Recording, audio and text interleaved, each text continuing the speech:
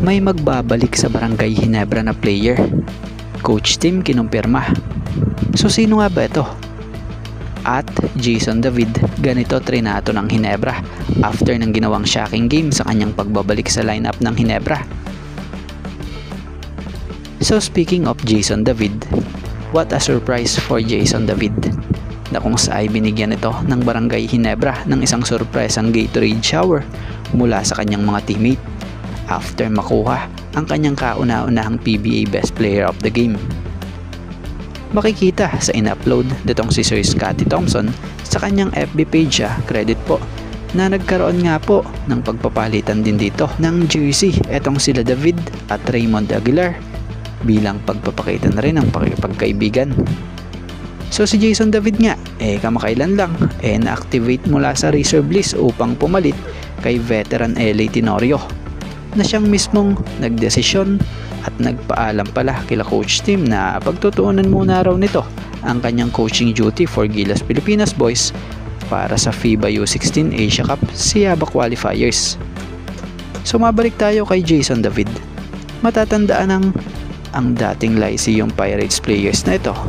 Ngayon nagbigay nga po ng magandang laro kontra Northport. This elimination ng 49th season ng Philippine Cup na kung saan nagtapos nga po ng kanyang career high sa labang ito na may 25 points, na may 8 of 9 shooting, may 9 rebounds, 3 assists, at may 2 pa nga pong steals na kung saan tinanghal pa nga itong best player of the game sa larong ito.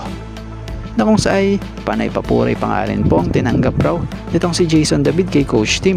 Actually nga raw, batay pa sa isang naging pagkakaintindi natin dito sa pahayag nitong si Coach Tim kung sa Tagalog, actually nga noon pa nga raw nila talaga gusto i-activate si Jason David, kaya lang walang pagkakataon dahil kailangan nga rin raw sa kanilang team ng veterano like LA Tenorio.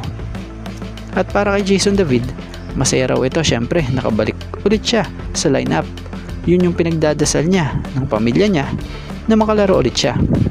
Kaya naman nung magka-chance, ayun, biglang putok ng laro ni David na kung saan para nga siyang gutom na gutom sa laro. Biruin mo from bench player to best player of the game.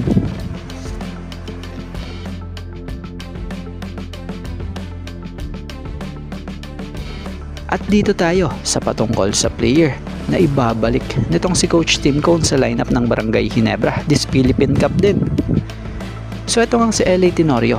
So bagamat nalagay sa unrestricted free agent si LA, hindi naman daw ito nangangahulugang tinanggal na siya sa Ginebra.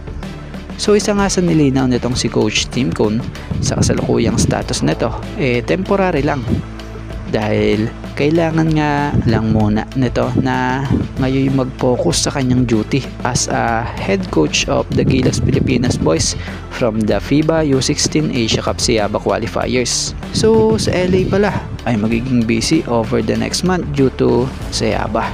So bilang paglilinaw pa pala muli sa naging pahayag nitong si Coach Tim, si LA raw po mismo pala ang nagdesisyong tumutok muna sa Gilas Youth Coaching.